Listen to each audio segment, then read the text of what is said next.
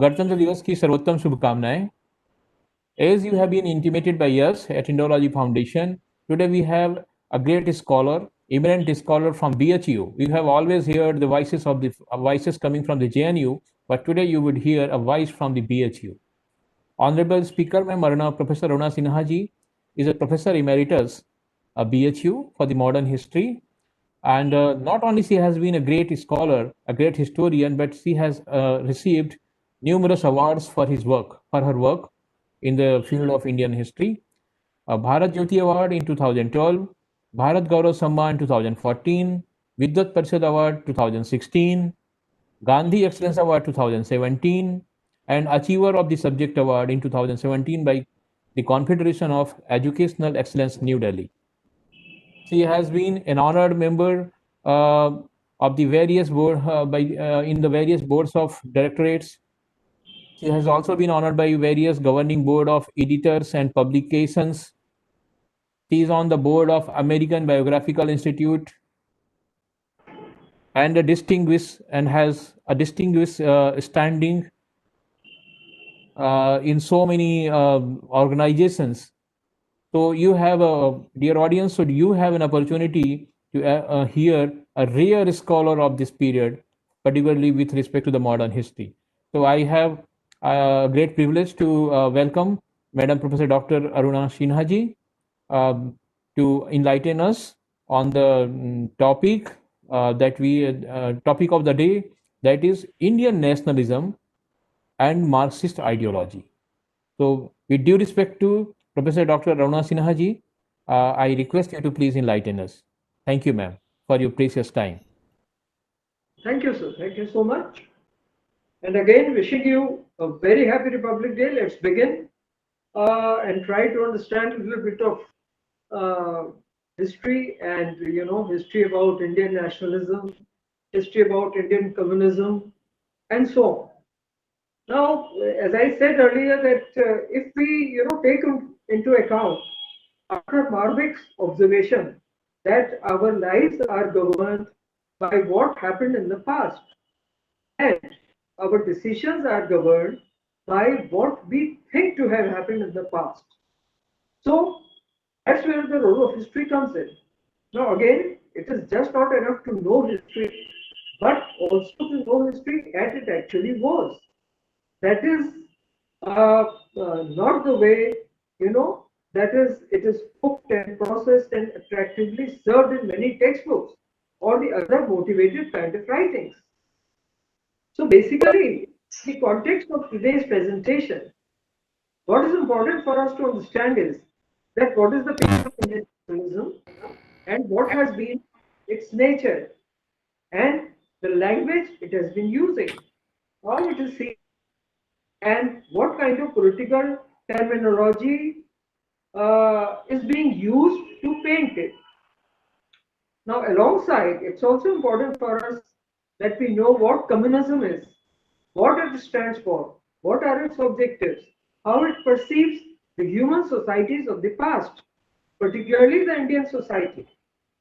What are its methods to which it has realized its objectives down to this day, and how it subverts the positive nationalism in India. Now, here we take up the Indian nationalism first.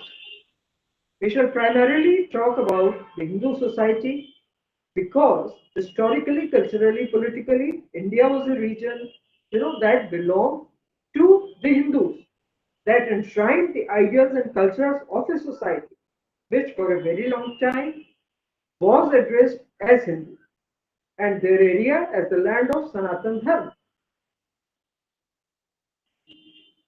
Geographically, the region was called Jambudvip and followed up by what we like to say, the Bharat Khande or the Aryavar Desh.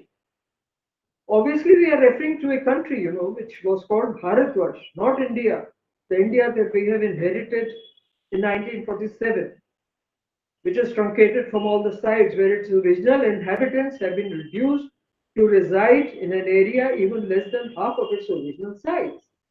Here we mean whole of Jambu Dweep, a large landmass like included geographical locations, today falling under the sovereignty of almost 15 countries. That is, from that whole landmass, how different countries have been carved out in due course of time.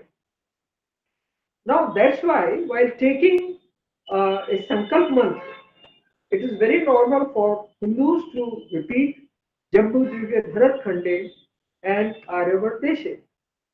Now, another feature of the Hindu society was that it was identified as a nation not because of any political reason, but because of its cultural affinities, with the inhabitants spread over far and distant lands, you know, falling within the Jambudvip, Bharatkhand, without being a state in its present sense of the term. In modern times, we have had the state formation, and we have come to know about different, countries that have been carved out of the traditional territories. So we are talking about Bharatkhand, Jambudvip, as we used to address it. So, without being a state in its present sense of the term, further in this land, addressed as Aryavarta, the practicing culture was primarily spiritual, and therefore in every aspect of life this spirit of the spirituality pervaded in its social, economic, political outfit, and a sense of personal and social discipline was observable, which is why we had in our system unique institutions like we had Varnashram Dharma, caste system, and so on, and region, or you may say the religion that bound all these different organs of society together. That was called Hindu Dharma. Other subcommunities like Buddhism, Jainism, or Sikhs, they were all the offshoot of this mother community called Hindus. Now, let me tell you why it is most important for each of us to know about the history of Hindus.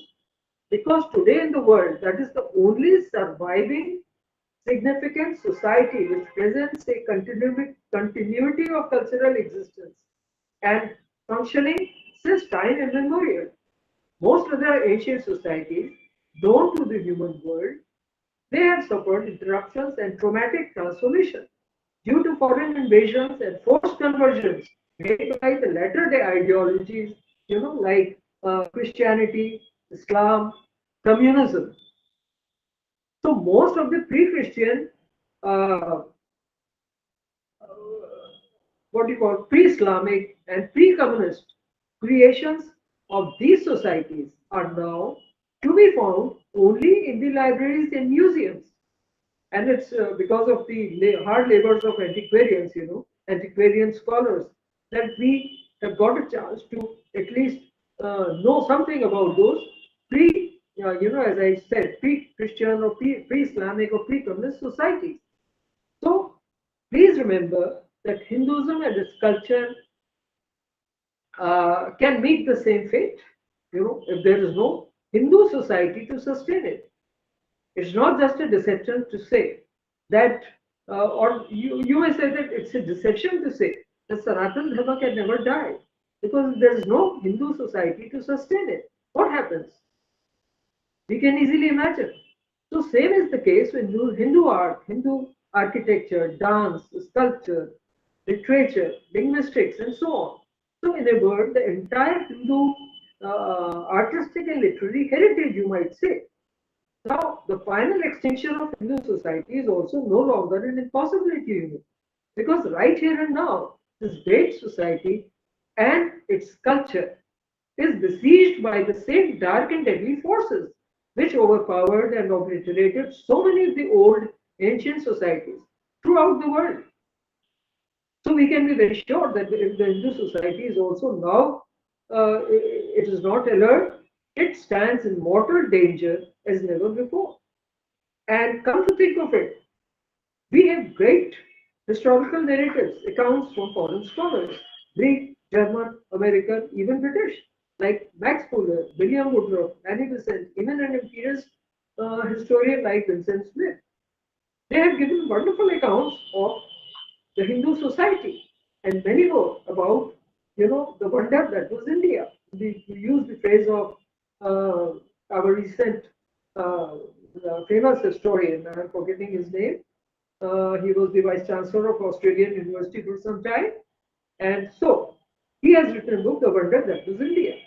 So I just refer to this, that revered culture throughout the civilized world, whose seers, sages, mystics, monks, scholars, scientists, missionaries, missionaries not in the sense of Christian missionaries or Islamic missionaries, but missionaries, merchants, took the message of universal harmony and peace to the farthest corners of the world. And history of 100 cultures and nations provides evidence of this holy heritage, in their religion and philosophies and literature, manners, and mores. Now, the Hindus never overemphasized the necessity of a strong centralized state, like the ancient Rome or the ancient Iran, which would tyrannize its constituents or it will invade the neighboring countries. Never.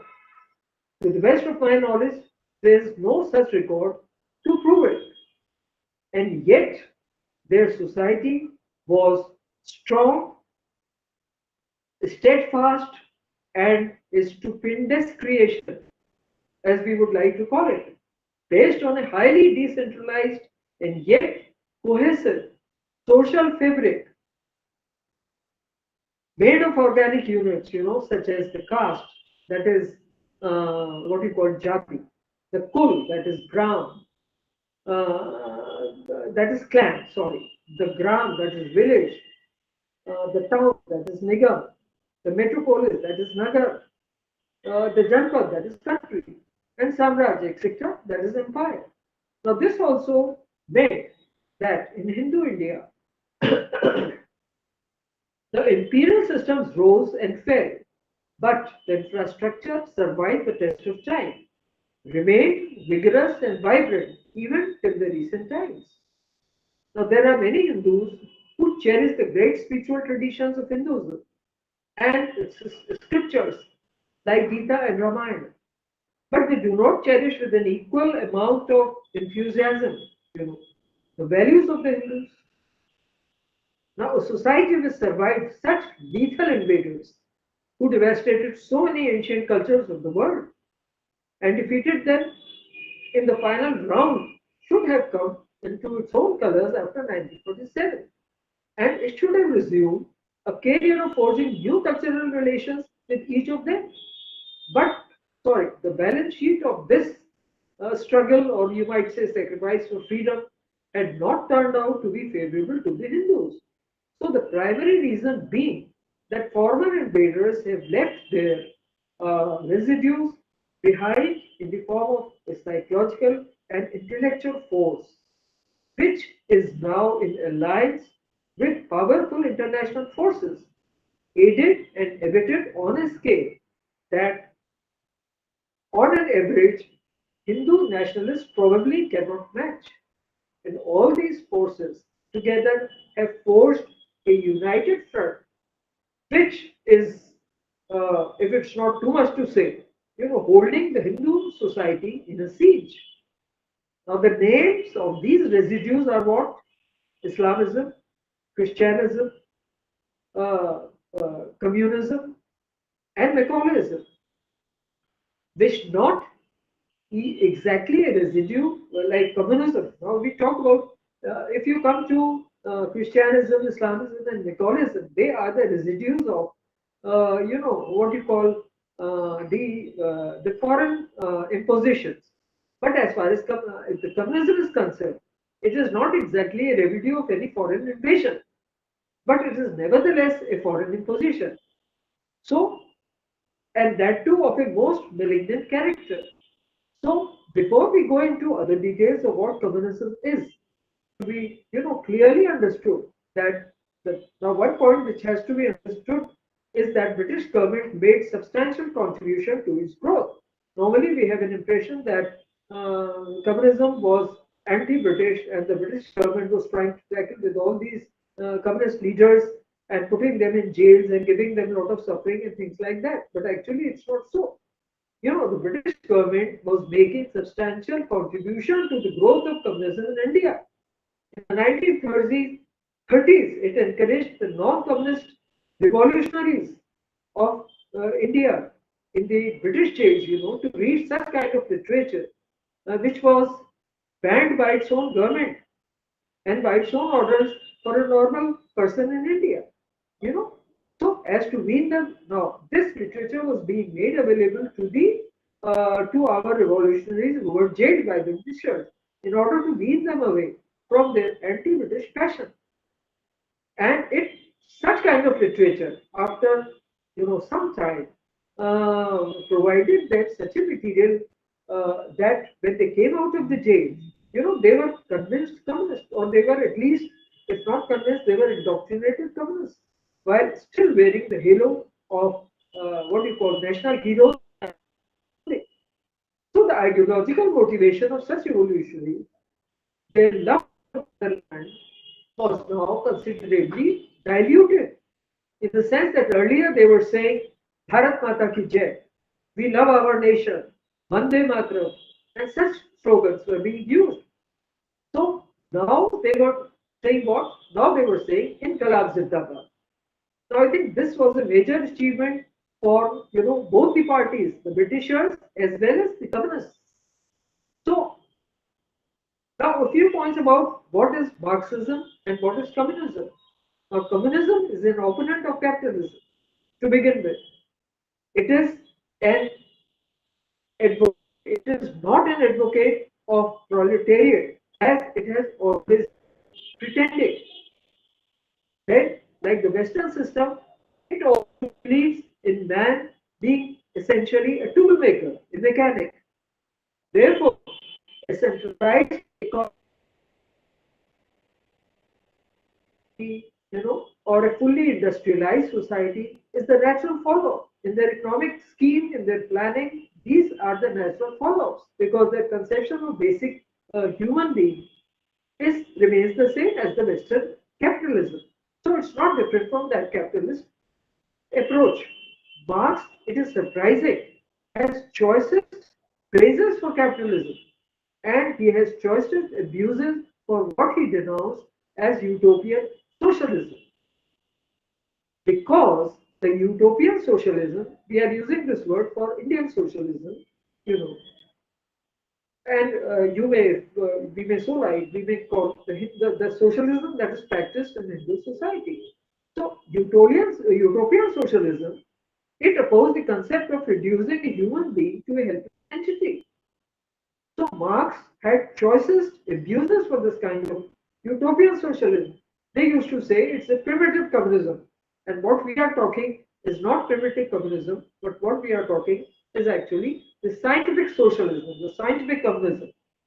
So Marxism has a basic dislike for free institutions, and therefore it has a dislike for Western capitalism as well. So on the one hand, it emanates from Western capitalism. On the other hand, it has a basic dislike of Western capitalism, because at least that society, has retained its few democratic, what you call institutions like parliamentary democracy, philosophical, what you call eclecticism, the political pluralism as expressed in its different institutions, the free press, the trade unions, and so on. As a result of this narrow approach, the communist societies, they have frozen the Marxist thought into a closed kind of orthodoxy. Now, Bertrand Russell, who has written a very famous book, and that is Why I'm Not a Christian. Now, there he explains, he says this Marxist ideology or the communist ideology, he calls it hearsay hunting. And what do we mean by this word hearsay hunting? That this practice, this closed system of orthodoxy, has reduced Marxism to the status of a Semitic creed like Christianity and Islam. It came to acquire all the characteristics, features of a Christian church, of pre-Renaissance Europe, becoming enemies of freedom, human freedom. It has no place for things like religion, culture, spirituality, goodness in human societies. These are unnatural defeatist instincts for them. In a nutshell, there is nothing like socialism and Marxist thought, except for a few Marxist trappings, in which Lenin disguised this whole game by using the words. We read the Marxist literature and we, come across expressions such as the forces of production, the history of class oppression, the classes struggle, the classless society, the classless, communist society, dictatorship of proletariat, social economic equality, and so on. These are the normal expressions that these writers and these thinkers and these communists have been using in their literature. Now, please note that communism, despite its basic affinities with capitalism, did not derive itself from the West. Its gospel and guidance has emanated from an opposite direction, and that is the Soviet Union. The scholars and historians of this subject, they have who have documented and who have really studied the nature of communism and about communism, and created a lot of communist literature. They have, beyond a shadow of doubt, they have said that communism has been an instrument of Soviet foreign policy, to be very plain, in its drive towards world domination, particularly since Stalin emerged as its undisputed, leader in the Soviet Union and the world communist movement. Now, with unmasking of Stalin as a mass murderer by Khrushchev, the myth of Soviet Russia being a paradise for proletariat has been blown to pieces. Split with China also splintered the world communist monolith, but the communists have not lost their claims of self-righteousness. This is the basic point, that despite these uh, disruptions, communism has retained its sense of self-righteousness. Now, obviously, then it is bound to come into conflict with forces of positive nationalism in every country. And India, of course, cannot be an exception. The Indian nationalism, which draws its strength from its own cultural heritage, social political tradition, it has its own views about the international events. It may or may not agree with the policies of Soviet Union or Soviet Russia in safeguarding its interests, pursuing its goals. Now, this basic dissonance between positive nationalism and communism came to the forefront during the Second World War, when the Communist Party of India made full use of the Congress Socialist Party, which allowed its platform for a time to be used by the Communist Party, because that was banned by the British government in India. So it pretended, this Communist Party pretended itself to be a revolutionary wing, in the eyes of Indian freedom fighters. But the curtain was suddenly raised. The actual nature of Communist Party of India suddenly came to the limelight when Hitler invaded Russia in 1941, and communists came out in their true colors. When Indian National Congress decided in August 1942 to launch the Quit India movement, this so-called Quit India resolution was put up in the AICC session of Bombay.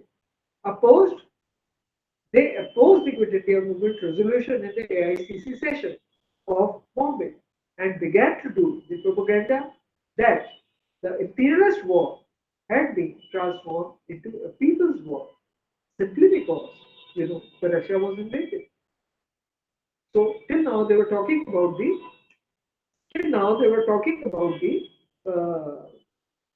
British imperialist, the capitalist and so on. But now they started calling that war the People's War. So when Russia was invaded, it became a People's War for them, and they therefore decided to side up with the Britishers, and they began to move full steam in the opposite direction. Now the British, its former enemies, now became its friends. It was called the British bureaucracy. The Muslim League, that was formerly condemned as an organization of Latin interest, now became an organization to represent the Muslim interests.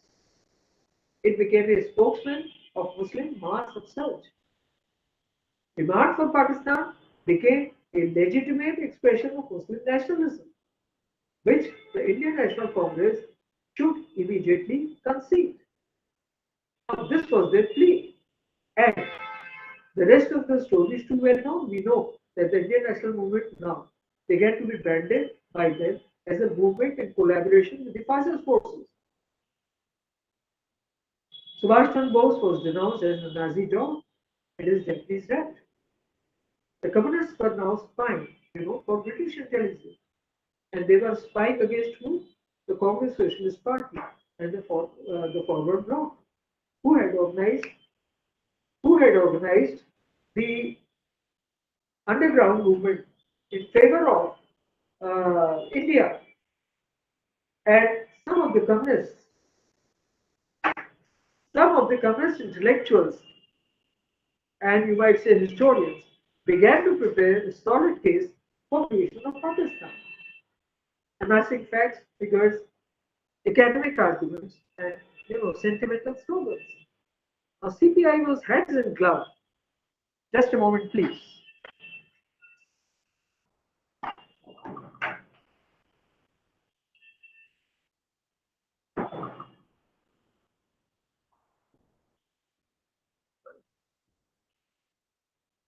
Now, I'm sorry for this interruption. Now, what I was trying to tell you is that now the depiction of Indian national movement is quite clear. That how they are trying to portray, the people like Subhash Chandra Bose and people others that we just talked about. So they were using full use of Congress Socialist Party and the Forward Bloc. They were spying on them in favor of the Britishers now, and some of the communist intellectuals, you might say the historians, now they began to prepare a solid case for creation of Pakistan. They were amassing facts, their figures, the academic arguments, and creation of Pakistan. Because Russia was in search of a base now from which to operate for capturing India. Once the Britishers leave it. So most important for us to know uh, is that when the communists became frustrated because of the American intervention after the creation of Pakistan, America also began to take interest in the regional politics, and there were things like Cold War and things like that. So now they were thinking that uh, how to stop this kind of intervention, and how to enable Russia to take full advantage of the creation of Pakistan. And so they began to, in this projection of Indian nationalism, they began to condemn the forces of positive nationalism in India, who had fought with Muslim fanaticism tooth and nail for the partition of the country and for creation of Pakistan. So we see how the picture was reversed, that once they were calling Muslim League differently as an organization of landed interests. Now it is projecting Muslim League as representing Muslim interests, the Muslim mass upsurge, the exploited classes, and now it is saying that Hindus or the Indian National Congress and others, they are actually creating a ground for the creation of Pakistan and for what we call for alienating the Muslim society or the minorities.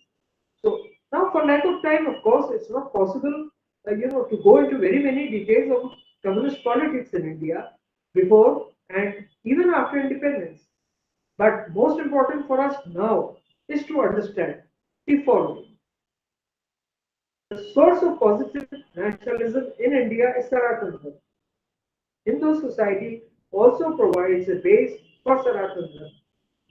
Muslim and Christian communities can contribute to positive nationalism only if they revise the premises of their extremist creeds in favor of universal principles of human existence as laid down in Hinduism.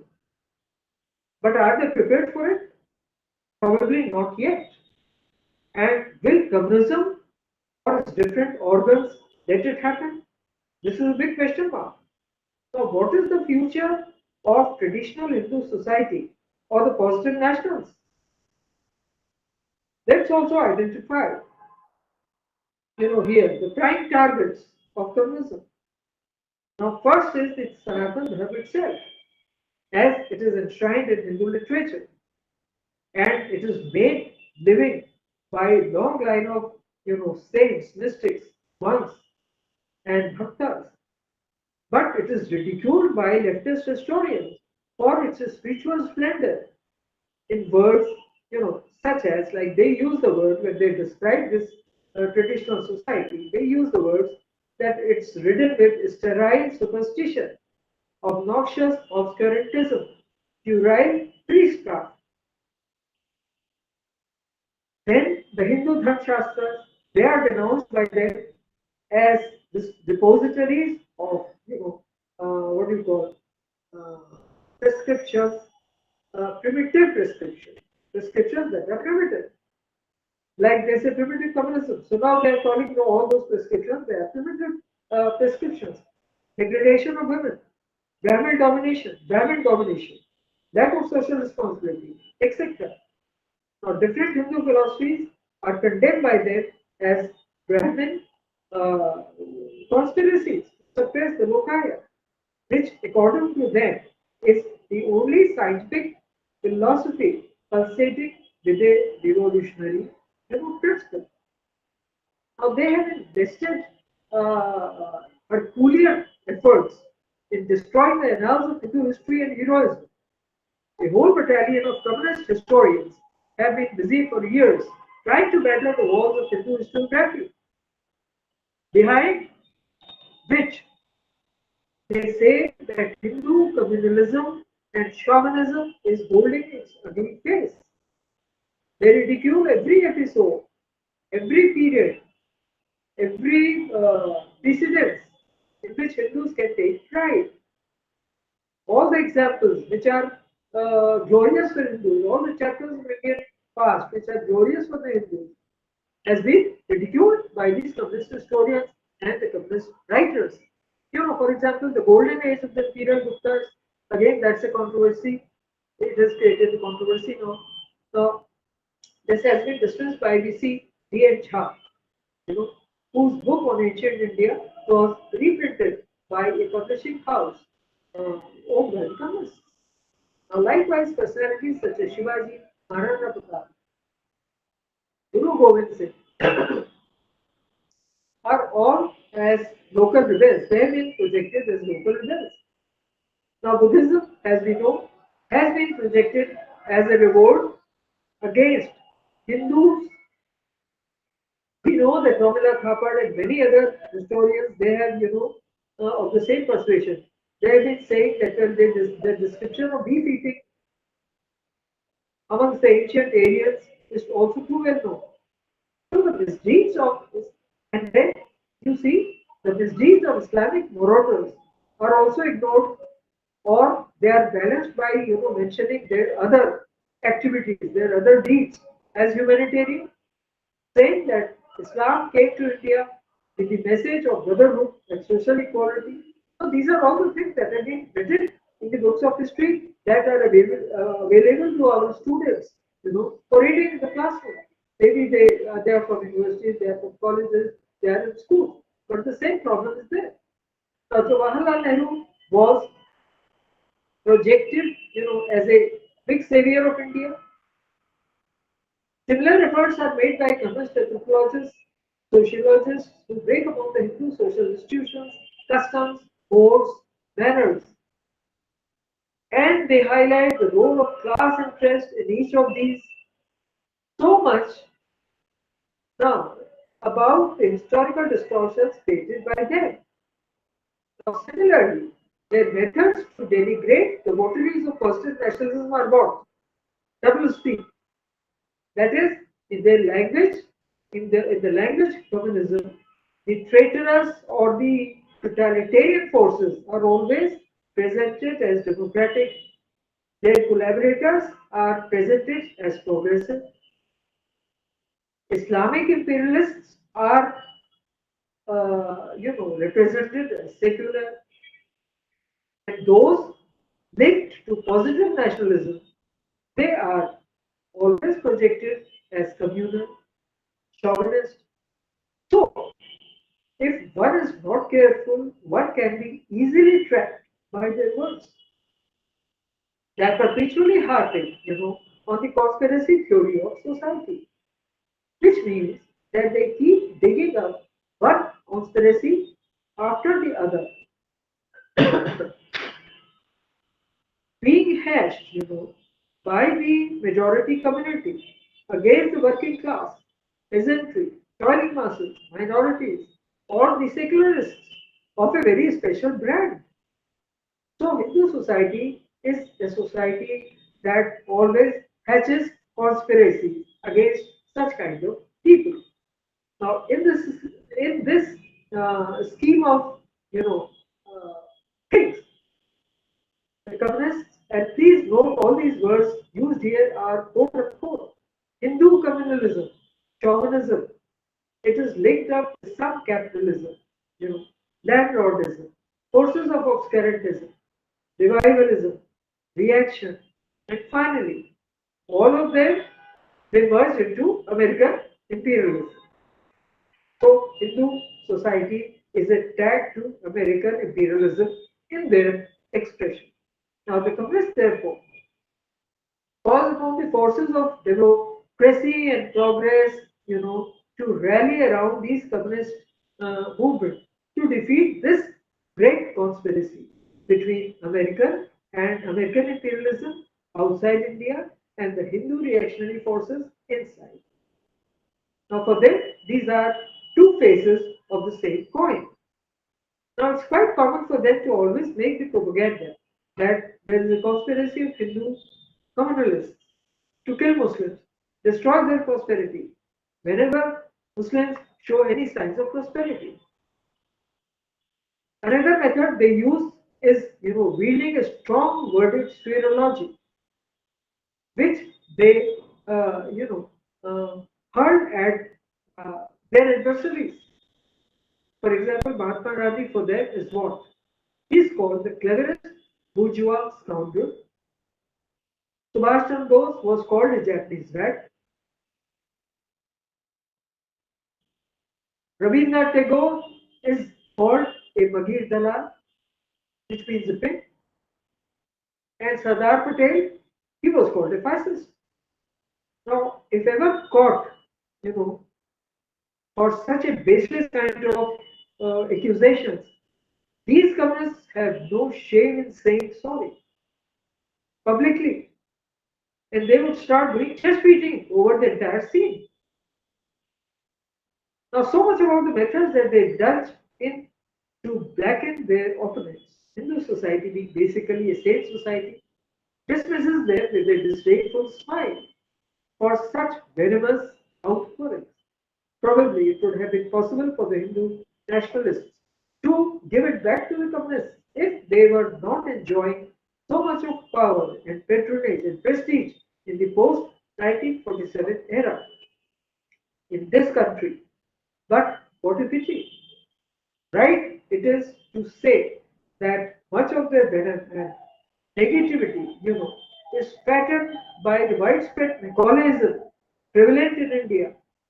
And to make matters worse, its main strength has been the Soviet finances, which pour into its coffers through several channels, in increasing amounts.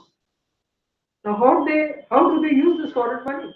Perhaps this is not the place to identify the channels to which the Soviet money comes. But let's at least see how they use this money to achieve their targets. They have built up a largest press in English as well as other, Indian languages, which run dailies, weeklies, fortnightlies, monthlies, and quarterlies, apart from the irregular periodicals. And they don't care for the commercial or other advertisements, which are normal uh, for any press to invite. And they don't, because it's necessary for their income. So naturally, these communist owned press, they incur a lot of loss, or lot of, maybe in crores there are no loss every year. But they have largest numbers of what you call publishing houses who publish communist literature in the form of pamphlets presenting the party line. Now, since few decades back, they have also started publication of heavier actual fare, which carries with it a communist slant. The textbooks, particularly on Indian history, which are prescribed by the communist professors of the university colleges who are in control of university departments.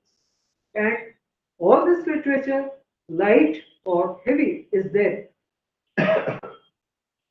It is then sold, at throwaway prices, which can't even meet a fraction of the cost of production through a chain of retailers who are allowed large discounts, who maintain a big, staff on salary at all levels. Now, this is a caste-based, this, this is a cadre-based movement, having a far-flung hierarchy of leaders and workers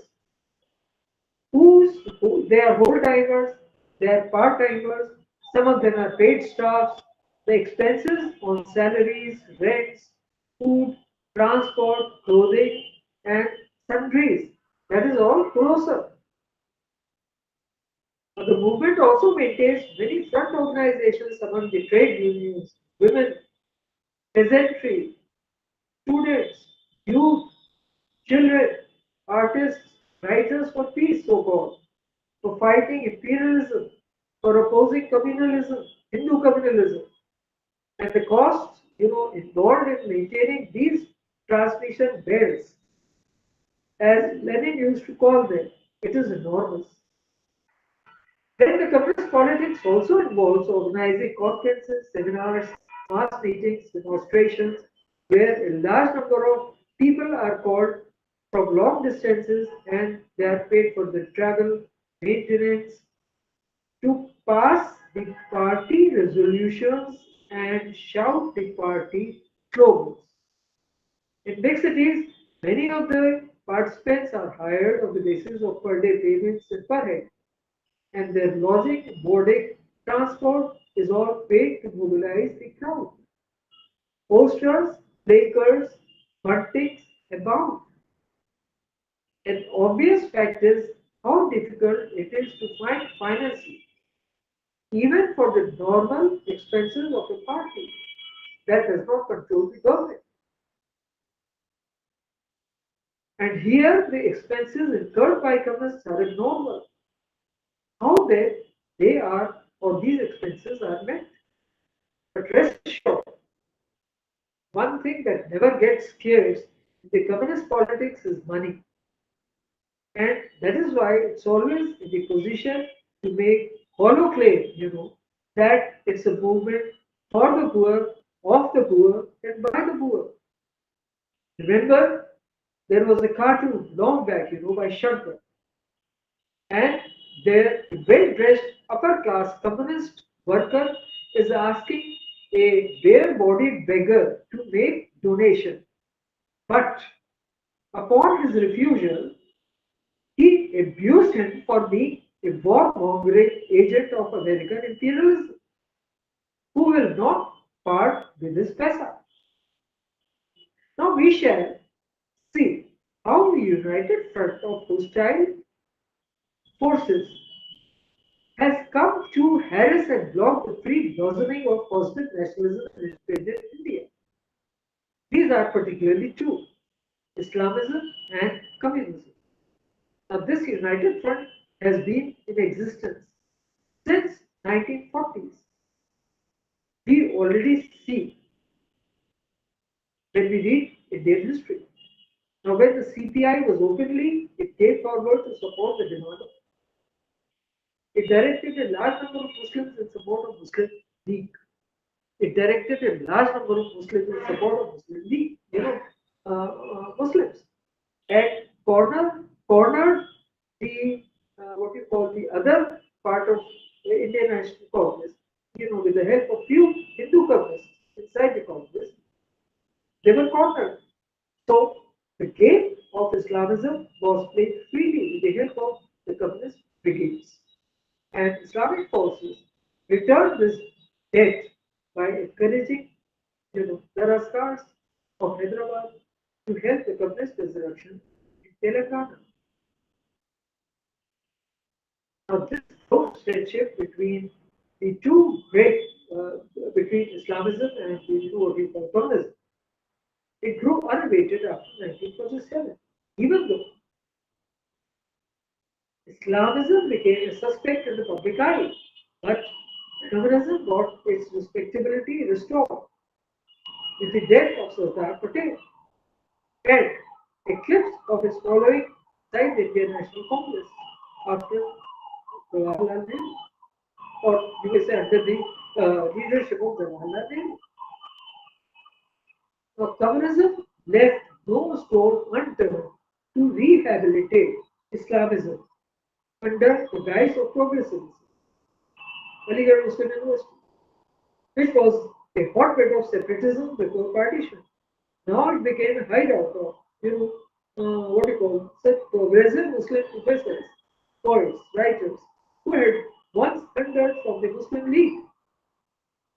Now they flocked under Progressive Thinkers Association, Progressive Writers Association, and other communist fronts. Now another development saved this front, and that was Arab nationalism. The Arab nationalism, when it started moving towards the Soviet Union in the international sphere. So inside India also, we find the Congress, the Indian National Congress, of course, as I have said earlier, after the death of Sardar Vallabhbhai Patel and the gradual eclipse of his following in the Indian National Congress. So coming straight under the leadership of Jawaharlal Nehru, you know, the Congress and other political parties in India, they, started parading for secularism, and they started doing Muslims in favor of Arabs and to isolate Pakistan in the community of Muslim nations. As usual, communism was in the vanguard. In all this game, communism was in the vanguard. Now, this friendship between the two achieved the first major victory in independent India when it successfully blocked the emergence of Hindi as a national language, which was already accepted in principle by the founding fathers of Indian Constitution. The communists brought forth their slogan that India is not a nation. It was a conglomeration of nationalities, each with its distinct language. The same argument that it had used in the 40s while justifying demand for Pakistan. Now, in its ardor for anti-Hindi crusades, the CPI uh, even turned out Rahul Saskatayan, who was one of the ardent followers.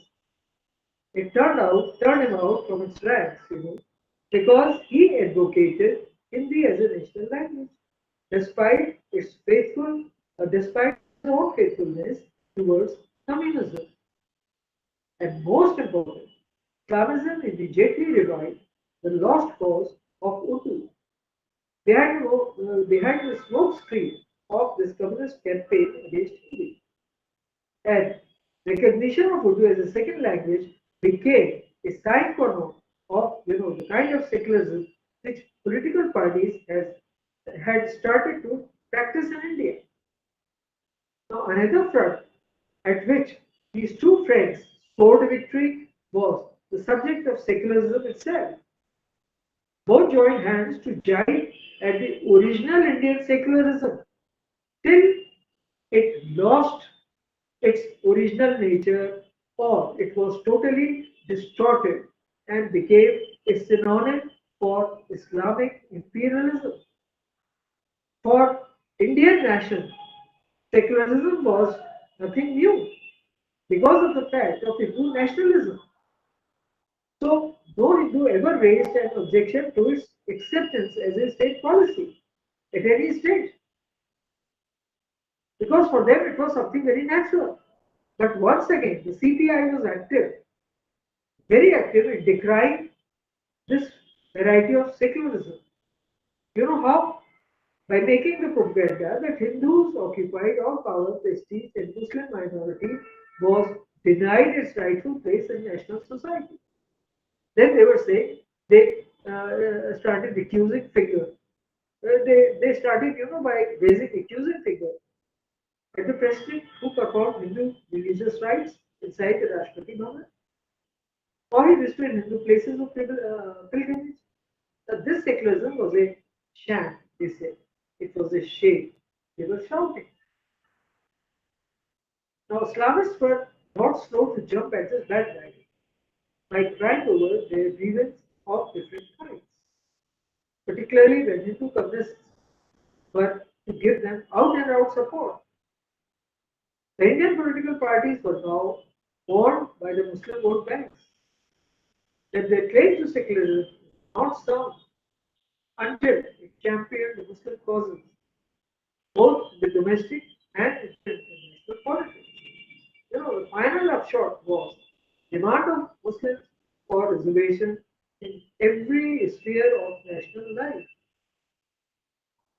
Another field of their close cooperation where they achieved remarkable results was reinterpretation of Indian history, till it was emptied of all such content which nourishes the nation. It then resulted revival of all bogus kind of theories,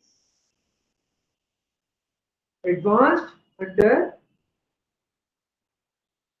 what you call Macaulay system, and this sabotaged the soundest proposition that no community staying within the country be permitted to uh, go against what is called or should be called the positive nationalism. Now, what needs to be understood is that every society has its normal quota of social evils. Hindu society too may be having these social evils, and especially due to the fact that it has suffered a long spell of foreign rule. But it has sustained itself without losing its basic identity. It cannot be denied that Hindu society still remains a most humane society, cherishing its great spiritual, cultural, intellectual traditions, even today. And it is for the Hindu victim of Nicolaism to understand, at least now, that while he is acutely aware about the drawbacks of Hindu society, he is not equally aware, of the Hindu doctrines that provide no sanction to those kind of evils. His tragedy is made doubly dangerous by his ignorance of the evils that are prevalent in non-Hindu societies, in which he has never lived as an insider. So what I'm saying is that for a average secular Hindu who calls himself secular, he always points at the evils prevalent in Hindu society.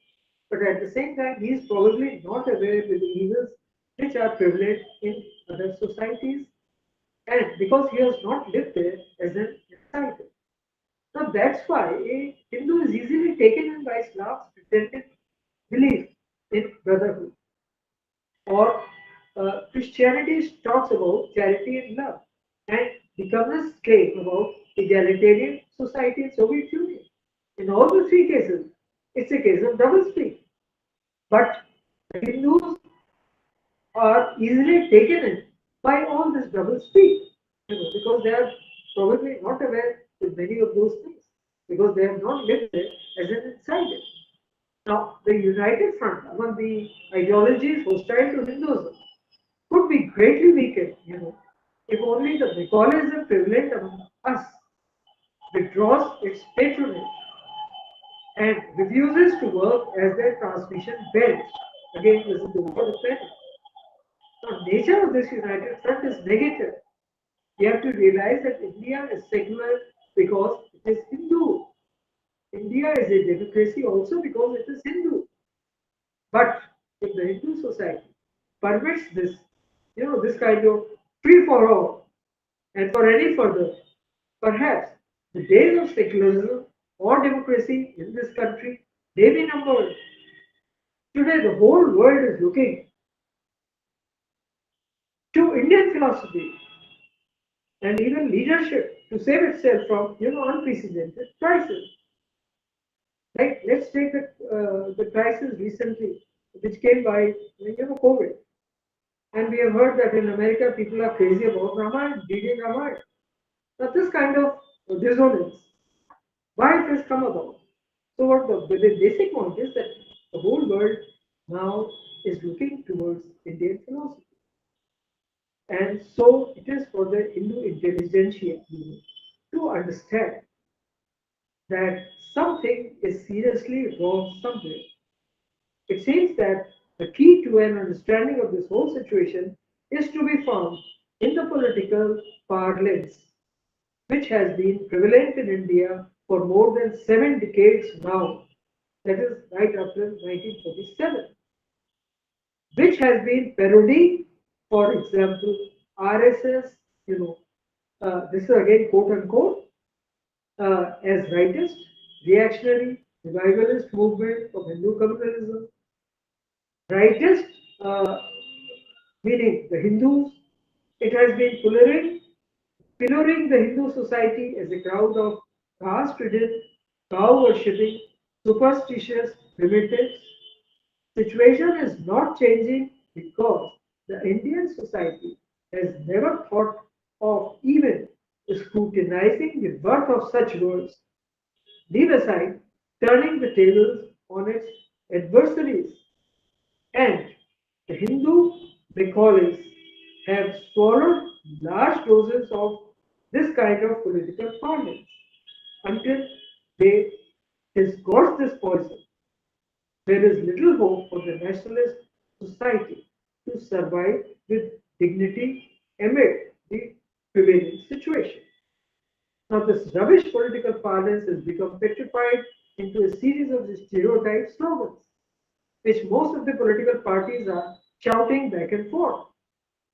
Use of the words such as leftist, rightist, progressive, reactionary, revolutionary, revivalist, socialist, capitalist, secular, communal, democratic, fascist. They are even though all these are dictionary words, they are not supported by the meanings actually provided to them by communism. Therefore, for deciphering, the communist language, one has to look into its real world. The source of that language has to be sought elsewhere, not in the dictionary. Now, since India saw the prime ministership of Pandit Jawaharlal Nehru after 1947, and it has suffered his leadership for quite a few decades now, both uh, directly and you know indirectly. Let's wind up the discussion, by quoting verse of one of his contemporaries, who makes a beautiful observation saying, Pandit Nehru, who had been denied. Okay, I'll just read it out for you that Pandit Nehru, who was, who was denied, uh, in a way, he was denied by his father. Uh, the childhood, what you call the childhood experience, or the experience which a child expects from his father, he was denied that kind of childhood. So one scholar has made a very apt observation, and he says that his father wanted him to be educated on the most modern pattern from the West. He was in search of a fairy land. Pandit Nehru was in search of a fairy land. Communist propaganda informed him that such a fairy land existed in Soviet Russia, and he closed his eyes and went into a trance from which he never descended. Notwithstanding his sycophant's recurring reassurances that he has been maturing of late. That is the fairy land which Pandit Jawaharlal Nehru was shown during his very brief visit to Soviet Russia. He indoctrinated, he swallowed it all in all. And his, near and dear ones were telling him that now it's time to get out of that kind of fairy land because Pandit Nehru is maturing of late. But probably he did not. You know, he he could not uh,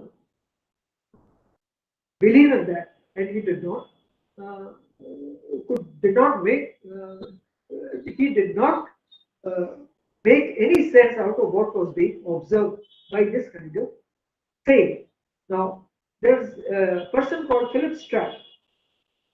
He was a Comintern agent. He came to India in the year 1926, to form the Communist Party of India. He compared Jawaharlal Nehru with a man called Fidel Castro of Cuba. Now he says that the figure in the world politics who resembles most but the Jawaharlal Nehru was Fidel Castro, because he got into power on false pretenses, that is, as liberator, not as a communist. But within a year or even less, he liquidated all his opponents and built up a communist base so far that he was able to drop the mask. Now, Nehru also got into power on the same false pretense, that is, as a liberator, not as a communist. And he proceeded in the same direction, but far more cautiously, because he had succeeded Gandhi on the one hand and the legalistic British regime on the other hand. These two legacies combined to cramp his communist style to some extent. And it is perhaps because of this that his own countrymen, failed to uh, understand the direction in which Nehru's policies, both in the domestic and the international spheres, were leading the nation. So, all in all, the sum and substance of the whole uh, presentation is that the Indian nationalism, in its positive sense, has certain features, has certain traits, has certain characteristics, and vis-a-vis the Indian communism or the communist ideology, one has to understand it as an insider to appreciate and to understand the actual nature of these two ideologies and what are the basic features of the dissonance. So this is what I have spoken about. Thank you so much for your patient hearing, and thank you very much.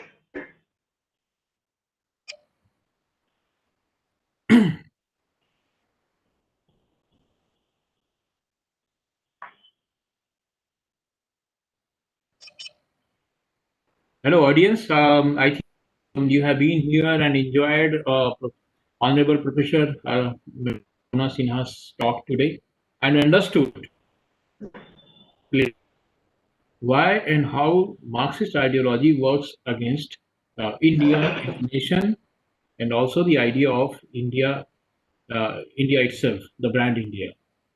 And I have to announce to let you know that YouTube has marked today's video talk uh, as a uh, restricted mode. So, this is how the Marxist ideology rules still the entire world. So they have gone out to restrict the video so that limited users, limited people can only watch it. We'll talk to YouTube management and the administration to make it available to the wider general. I wanted to add that, as it is said, uh, good people are known by the good friends. People are known by the good friends. Similarly, a professor, a scholar is known by the students. So this adage works very well with Ma'am Honorable Speaker Dr. Aruna Sinha ji. She has prepared good number of students, highly scholar students. That is the great that itself speaks about it speaks great about Honorable Madam's contribution in education, particularly with respect to the modern history. So I would thanks. I would thank you, ma'am, for your precious time and enlightening us. We have been waiting for this kind lecture for so many months, and today it has been possible. And we look forward to have another talk pretty soon from you. I am sorry for technical glitches that we have faced, but we have learned from the experience.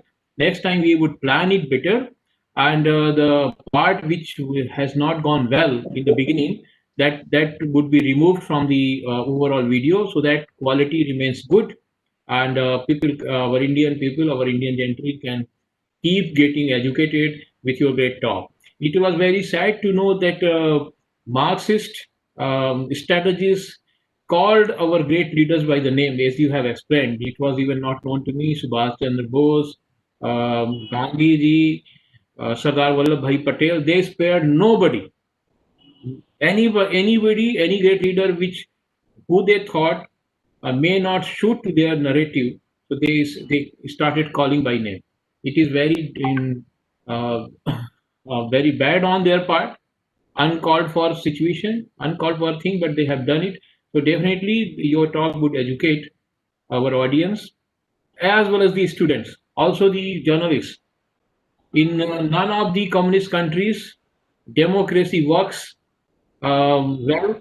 It is only in India, and uh, wherever in the world, in the countries, communism has not come up in a majority states, or it's not a good power. There they demand democracy, and once they get the catch hold of the things, then the entire democracy goes for a toss. That is the situation. So again, I thank you, ma'am, for your precious time, and pretty soon we would come back to you with a request for making another lecture of yours. Thank you. Thank you so much, sir. Thank you, sir.